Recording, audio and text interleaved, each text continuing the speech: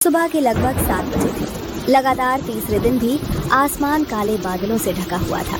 मूसलाधार बारिश रुकने का नाम नहीं ले रही थी। गांव के किनारे बने मिट्टी के छोटे से घर में रामू, उसकी पत्नी गौरी और उनका बेटा छोटू रहते थे। लेकिन आज उनके घर में एक और परिवार भी ठहरा हुआ था। 2 अनजान मेहमान, एक पति और उसकी पत्नी, जो पिछली रात बारिश में फंस जाने के कारण यहीं रुक गए थे। दोनों अभी भी घर के अलग कमरे में चुपचाप सोए हुए थे। घर में अजीब सी खामोशी थी।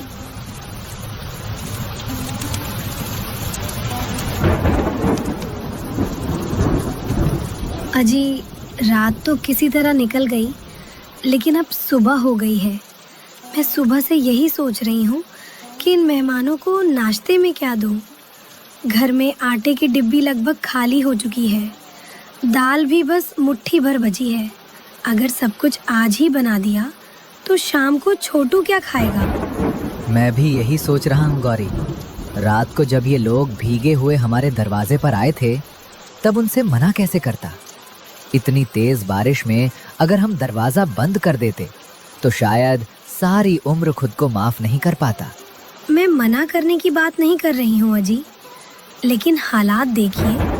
हमारे अपने घर में खाने का ठिकाना नहीं है, ऊपर से मेहमान भी हैं। अगर उन्हें सूखी रोटी भी देंगे तो मुझे शर्म आएगी। गरीबी से शर्म नहीं करनी चाहिए गौरी, बुरे व्यवहार से शर्म करनी चाहिए। हमारे पास जो है वही प्यार से खिला देंगे। शायद भगवान हमारी नीयत देख रहा हो। हर बार आप यही कह देते हैं, लेकिन जब छोटू भूखा होकर मेरी तरफ देखता है ना, तब मेरा दिल बैठ जाता है। इतने में छोटू उठकर बाहर देखने लगता है।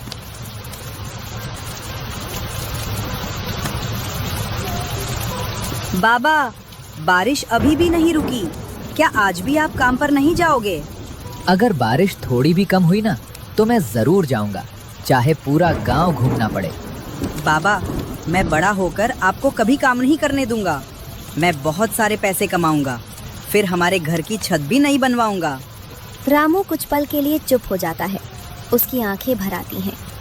बस बेटा, भगवान करे तेरी हर बात सच हो। रामू बाहर बारिश देखने चला जाता है।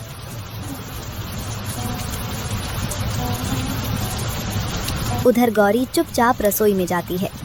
वो आटे का डिब्बा खोलती है, फिर दाल का डिब्बा देखती है। दोनों लगभग खाली थे।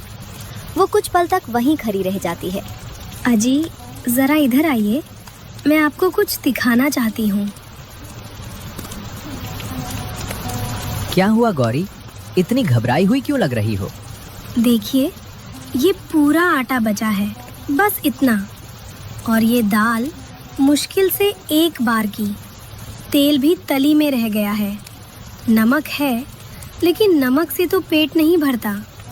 मैं रात से यही हिसाब लगा रही हूँ कि अगर सुबह मेहमानों को खिला दूँ तो दोपहर में छोटू क्या खाएगा, और अगर छोटू के लिए बचाकर रखूँ तो मेहमानों को क्या खिलाऊँ। समझ ही नहीं आ रहा कि क्या करूँ। मुझे पता था कि घर की हालत खराब है, लेकिन इतनी खराब हो गई है इसका अंदाज़ा नहीं था। मैं आपको इसलिए नहीं बताती थी क्योंकि आप पहले से ही परेशान रहते हैं, लेकिन अब छिपाने जैसा कुछ बचा भी नहीं है। सुबह से मेरा मन रो रहा है अजी। घर में मेहमान बैठे हैं और मैं उनके लिए ढंग की चाय तक नहीं बना पा रही। गौरी, गरीब होना कोई गुनाह नहीं है। गुनाह तब होता है जब आदमी अपना इंसानियत का धर्म छोड़ दे। हमारे पास जो है वही खिलाएंगे। अगर वो अच्छे लोग होंगे तो समझ जाएंगे, और अगर नहीं समझेंगे तो भी मुझे कोई पछतावा नहीं होगा। आप हर बार इतनी बड़ी बातें कर लेते हैं, लेकिन मैं एक औरत हूँ अजी। मुझे मेहमान के सामने खाली बर्तन देखकर शर्म आती है। उधर दोनों मेहमान धीरे धीरे जाग चुके थे। लगता है हम लोगों की वजह से इन्हें परेशानी हो रही है। हाँ, मैंने भी महसूस किया है। कल रात जब हम आए थे तब भी इनके घर की हालत देखकर मेरा दिल भर आया था। अभी कुछ मत कहना, पहले थोड़ा और देख लेते हैं। वो कुछ सोचता है, फिर बिना कुछ बोले अपनी पत्नी की तरफ देखता है। तुम फिर वही करने जा रहे थे? नहीं, अभी नहीं, सही समय आने दो। उनकी ये बात दूर खड़ा छोटू सुन तो लेता है, लेकिन उसे कुछ समझ नहीं आता। ये अजनबी चाचा बार बार सही समय क्यों बोलते हैं? छोटू मेहमानों के पास जाकर बैठ जाता है। चाचा जी, आपको बारिश अच्छी लगती है? पहले बहुत अच्छी लगती थी, लेकिन अब बारिश देखकर कुछ पुरानी बातें याद आ जाती हैं। कौन सी बातें? मेहमान आदमी कुछ पल के लिए चुप हो जाता है। उसकी आंखों में हल्की नमी दिखाई देती है। जब तुम बड़े हो जाओगे ना, तब शायद समझ पाओगे कि कुछ बारिशें सिर्फ पानी नहीं लाती, कुछ पुरानी यादें भी साथ ले आती हैं। मुझे तो बारिश में कागज की नाव चलाना अच्छा लगता है। मेहमान आदमी मुस्कुरा देता है, लेकिन उसके चेहरे की मुस्कान के पीछे एक गहरा दर्द साफ दिखाई दे रहा। बारिश लगातार बरस रही थी। छप्पर से पानी टपक रहा था। मिट्टी का आंगन पूरी तरह भीग चुका था। गौरी ने बचा हुआ थोड़ा सा आटा गूथा और कांपते हाथों से रोटियां बेलने लगी। उसकी आंखों में आंसू थे, लेकिन वो उन्हें बार बार पोंछ रही थी ताकि कोई देख ना ले। अजी, ज़रा इधर आइए। मैं सुबह से अपने मन की बात दबाकर बैठी हूँ, लेकिन अब और हिम्मत नहीं बची। आप खुद देख लीजिए, ये आटे की परात लगभग खाली हो चुकी है। बड़ी मुश्किल से 5 रोटियां बन पाएंगी।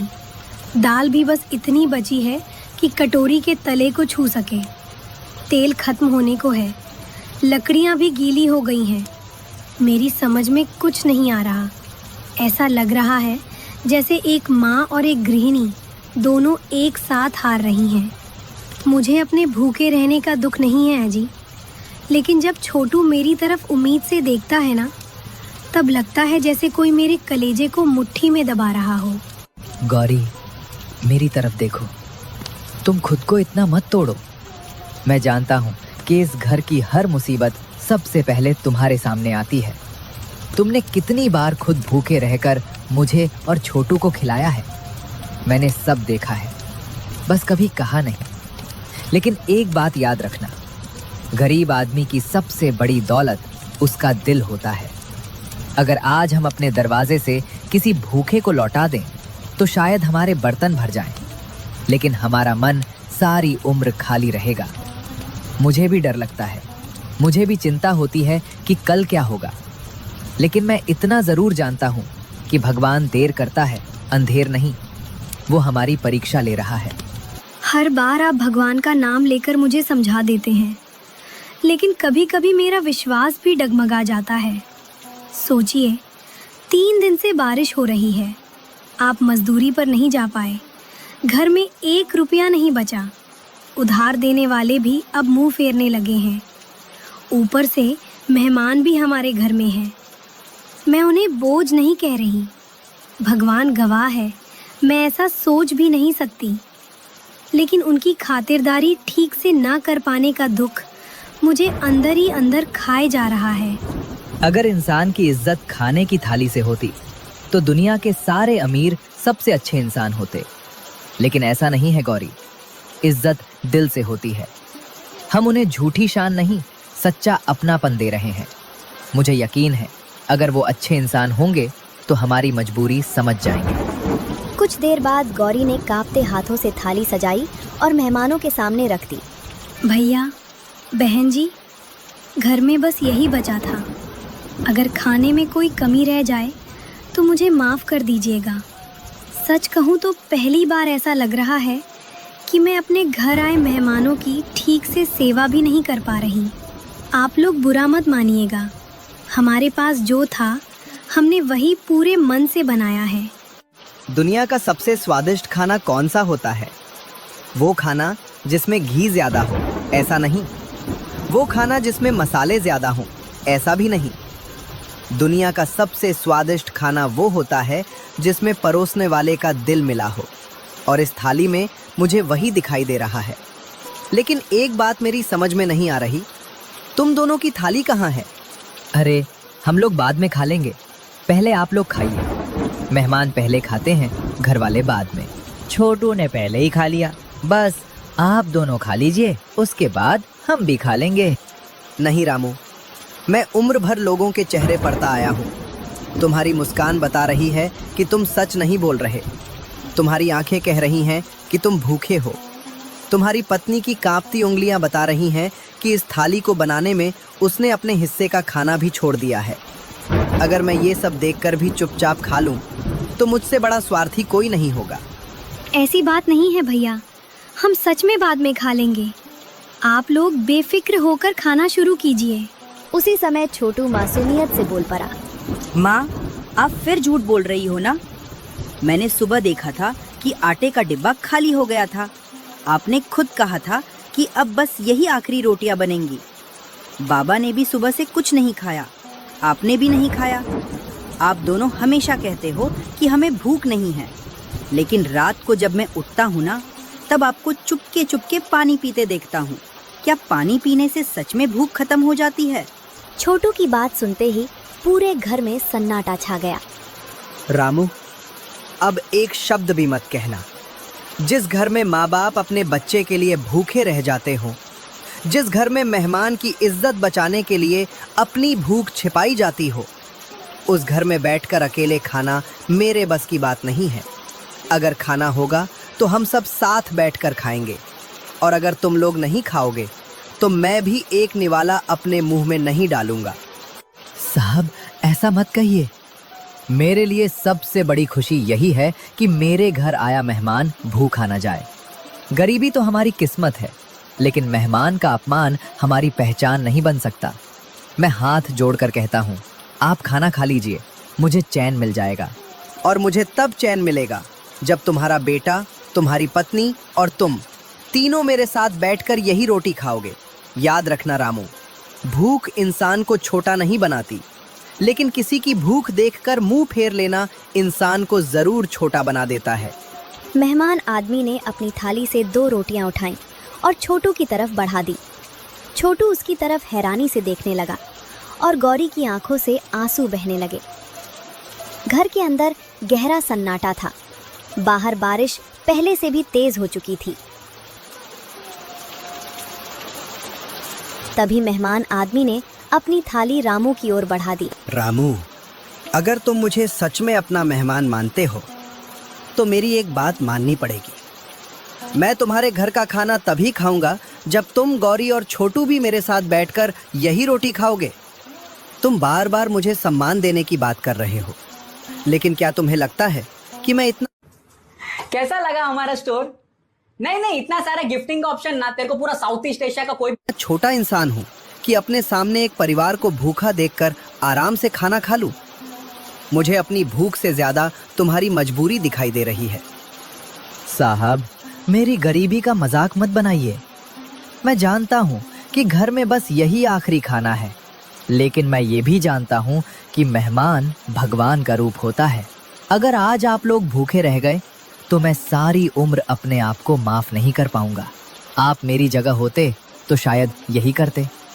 नहीं रामू, शायद मैं तुम्हारी जगह होता तो इतना बड़ा दिल नहीं दिखा पाता।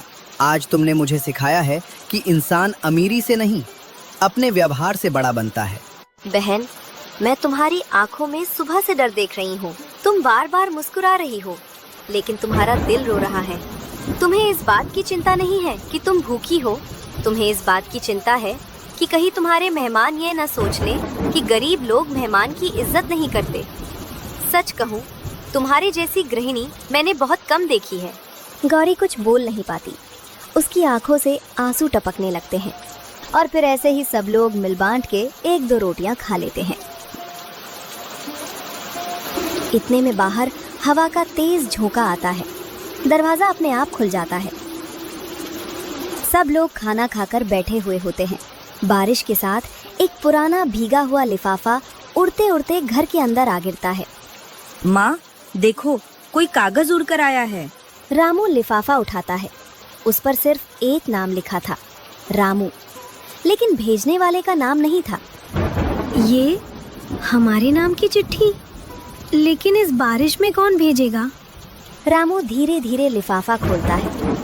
अंदर केवल एक पर्ची थी। उस पर लिखा था, जिस मेहमान को तुमने अपने घर में जगह दी है उसे पहचानने की कोशिश मत करना। सही समय आने पर सब सच खुद सामने आ जाएगा। पूरा घर सन्न रह जाता है। बाबा, ये किसने लिखा होगा? मुझे नहीं पता बेटा, मैंने तो गांव में किसी से दुश्मनी भी नहीं की। गौरी की नज़र धीरे धीरे मेहमान आदमी की तरफ जाती है। वो बिल्कुल शांत बैठा था, जैसे उसे पहले से सब पता हो। भैया, एक बात पूछूं? पूछो बहन। आप बुरा मत मानिएगा, लेकिन ये चिट्ठी, क्या इसका आपसे कोई संबंध है? आप बार बार कहते हैं कि सही समय आने दो। अब इस चिट्ठी में भी वही बात लिखी है। मेरा मन बहुत घबरा रहा है। मेहमान आदमी कुछ देर तक चुप रहता है, फिर धीरे से मुस्कुराता है। अगर मैं अभी तुम्हारे हर सवाल का जवाब दे दूं, तो शायद तुम लोग मुझ पर विश्वास नहीं करोगे, और अगर मैं चुप रहूं, तो तुम्हें मुझ पर शक होगा। इसलिए अभी इतना ही कहूँगा। मैं तुम्हारा दुश्मन नहीं हूँ, लेकिन मैं यहाँ सिर्फ बारिश से बचने के लिए भी नहीं आया। रामू और गौरी एक दूसरे का चेहरा देखने लगते हैं। चिट्ठी को कई बार पढ़ने के बाद भी रामू की बेचैनी कम नहीं हुई। उसने एक पुरानी बोरी अपने सिर पर रखी और दरवाजे की ओर बढ़ गया। बाहर अब भी तेज बारिश हो रही थी। अजी, इस मौसम में कहाँ जा रहे हैं? चारों तरफ पानी ही पानी है। कहीं फिसल गए तो? मेरा मन बहुत घबरा रहा है। गौरी, घर में बैठकर डरने से कुछ नहीं होगा। ये चिट्ठी किसने भेजी, क्यों भेजी, इसका पता लगाना जरूरी है। और अगर कहीं थोड़ा बहुत काम भी मिल गया तो शाम के खाने का इंतजाम हो जाएगा। तुम चिंता मत करो, मैं जल्दी लौट आऊंगा। बाबा, ये पुराना छाता ले जाओ। इसमें 2 जगह से पानी टपकता है, लेकिन पूरी तरह भीगने से तो बच जाओगे। तू बहुत बड़ा हो गया है बेटा। चल, मैं जल्दी लौटता हूँ। रामू बारिश में भीगी कच्ची सड़क पर धीरे धीरे आगे बढ़ जाता है। गली पूरी कीचड़ से भर चुकी थी। कई घरों के दरवाजे बंद थे। लोग खिड़कियों से बारिश देख रहे थे। रामू सबसे पहले गांव के बूढ़े किसान काका शंभू के घर पहुंचा। काका, काका, बाहर आइए।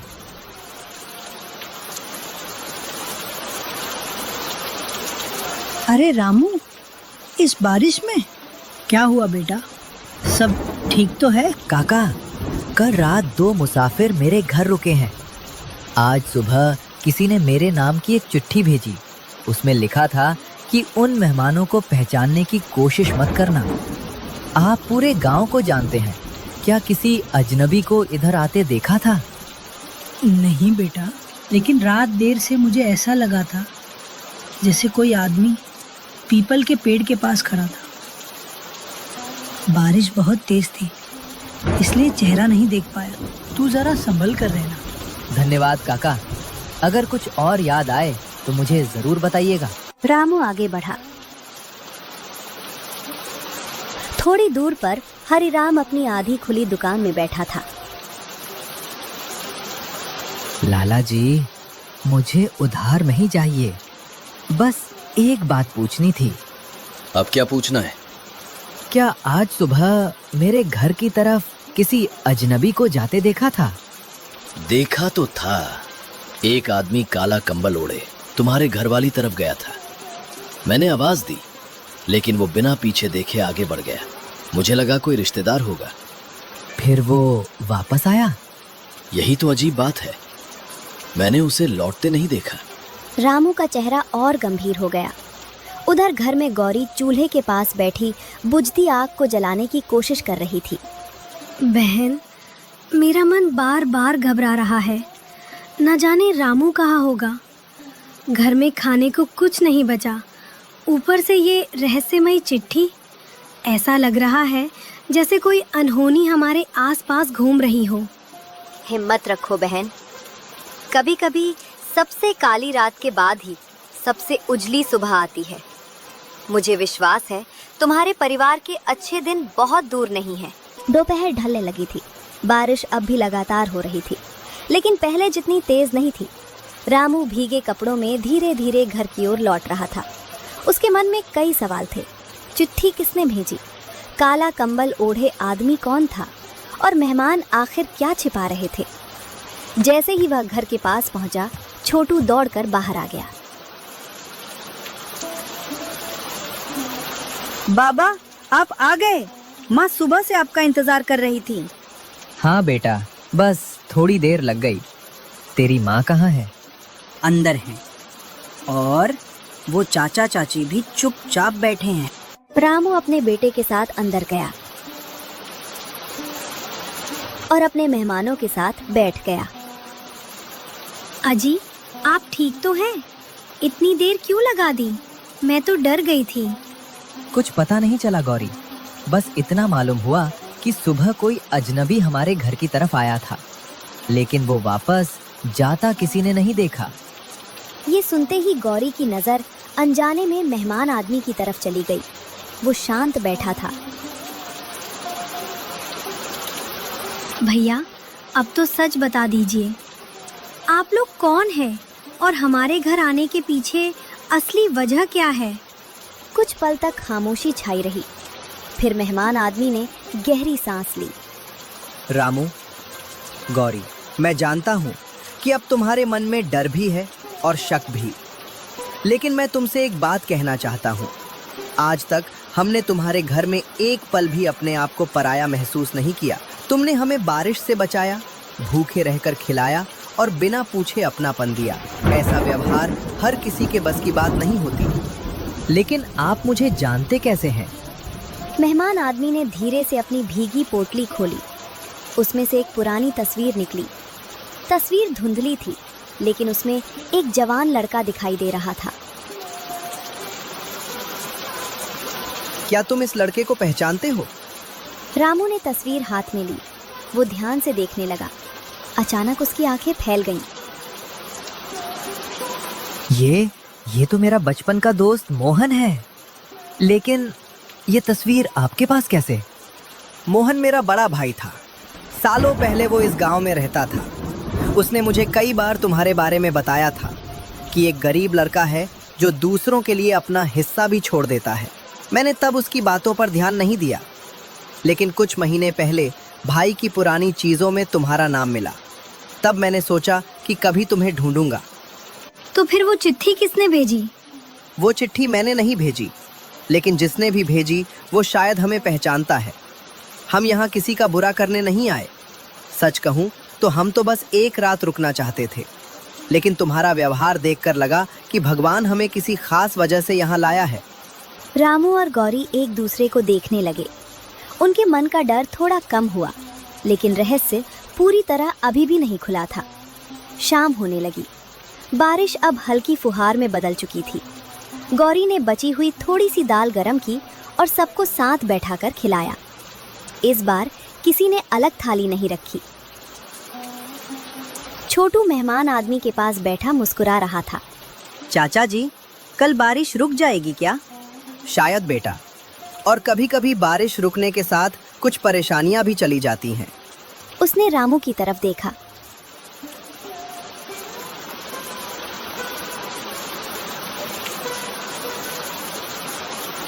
रामू, कल सुबह मैं तुमसे एक जरूरी बात करूंगा। वही बात जिसके लिए शायद भगवान ने हमें तुम्हारे घर तक पहुंचाया है। रामू ने धीरे से सिर हिला दिया। बाहर बादलों के पीछे सहल की रोशनी झांकने लगी थी और इसी उम्मीद के साथ वो रात बीती। एक ऐसी रात जिसके बाद रामू के जीवन की दिशा बदलने वाली थी।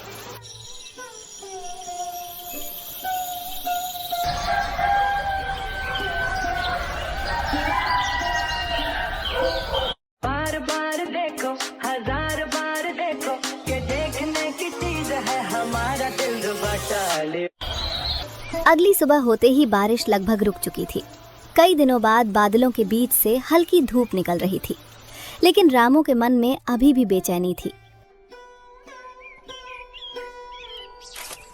मेहमान आदमी धीरे धीरे उठकर बाहर आंगन में आया। रामू, आज वो समय आ गया है जब तुम्हें सब सच जान लेना चाहिए। मैं भी रात भर यही सोचता रहा साहब। आखिर आप है कौन? मेहमान आदमी ने अपनी जेब से एक पुराना चमड़े का बटुआ निकाला। उसमें से एक पहचान पत्र और कुछ कागज बाहर निकाले। मेरा नाम विजय है। मैं कोई साधारण मुसाफिर नहीं हूँ। मैं और मेरी पत्नी पिछले कई महीनों से अलग अलग गांवों में बिना पहचान बताए घूम रहे हैं। हम ऐसे लोगों की तलाश कर रहे थे जो गरीबी में भी इंसानियत न छोड़े। तभी गौरी और छोटू भी बाहर आ गए और सब एक दूसरे का चेहरा देखने लगे। जिस रात हम तुम्हारे घर आए थे वो सिर्फ बारिश से बचने के लिए नहीं था।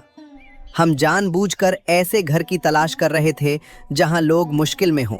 हम देखना चाहते थे कि भूखा इंसान पहले अपनी भूख मिटाता है या किसी और की। रामू, तुमने बिना हमें जाने अपना घर खोल दिया। गौरी ने अपने बच्चे का हिस्सा तक हमारे लिए बचा लिया और छोटू ने कभी शिकायत नहीं की। तुम तीनों हमारी हर परीक्षा में सफल रहे। गौरी की आंखों से आंसू बहने लगे। तो वो चिट्ठी? वो हमारे साथ आए एक आदमी ने भेजी थी। हम देखना चाहते थे कि डर के कारण कहीं तुम हमें घर से निकाल तो नहीं दोगे। तभी बाहर गाड़ियों के रुकने की आवाज आई। गांव के कुछ लोग चौंक कर रामू के घर की तरफ देखने लगा। अच्छे कपड़े पहने कई लोग उतरकर सीधे विजय के पास आए। सबने आदर से सिर झुका दिया। अरे, ये तो कोई बहुत बड़े आदमी लगते हैं। रामू और गौरी बिल्कुल स्तब्ध रह गए। रामू, मैं करोड़पति हूँ। मेरे कई कारखाने और संस्थाएं हैं, लेकिन इतने बड़े घरों में भी मुझे तुम्हारे जैसा बड़ा दिल नहीं मिला। इतना सुनते ही गांव के लोग दंग रह गए। हरिराम, जिसने कभी रामू को उधार देने से मना कर दिया था, दूर खड़ा शर्म से सिर झुका चुका था। विजय ने अपने साथ आए लोगों की तरफ देखा। एक आदमी एक बड़ा बैग लेकर आगे आया। उसने बैग खोल दिया। अंदर नोटों की गड्डियां भरी हुई थीं। रामू, ये 1 करोड़ रुपए हैं। मैं चाहता हूं कि आज से तुम्हारी गरीबी हमेशा के लिए खत्म हो जाए। गांव के लोग शौक गए, लेकिन जो अगले ही पल हुआ उसने सबको हिला दिया। रामू ने बैग की तरफ देखा, फिर धीरे से उसे बंद कर दिया। साहब, अगर मैं सिर्फ पैसे के लिए आपकी सेवा करता तो शायद आज ये बैग ले लेता, लेकिन मैंने आपको भगवान का मेहमान समझकर घर में जगह दी थी। उस इंसानियत की कीमत मैं कभी नहीं ले सकता। मुझे माफ कर दीजिए, मैं ये पैसे नहीं ले सकता। गांव के लोग स्तब्ध रह गया। गौरी भी कुछ पल के लिए रामू को देखती रह गई। विजय की आंखें भर आईं।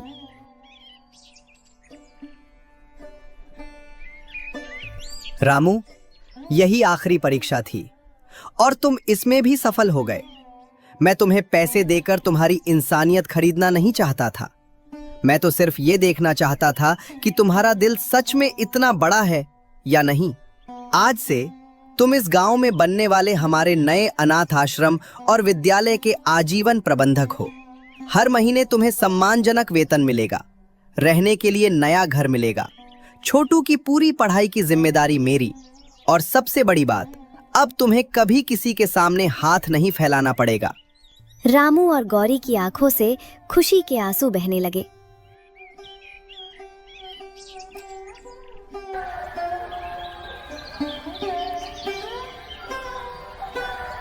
कुछ महीनों बाद उसी गांव में एक बड़ा विद्यालय बन चुका था।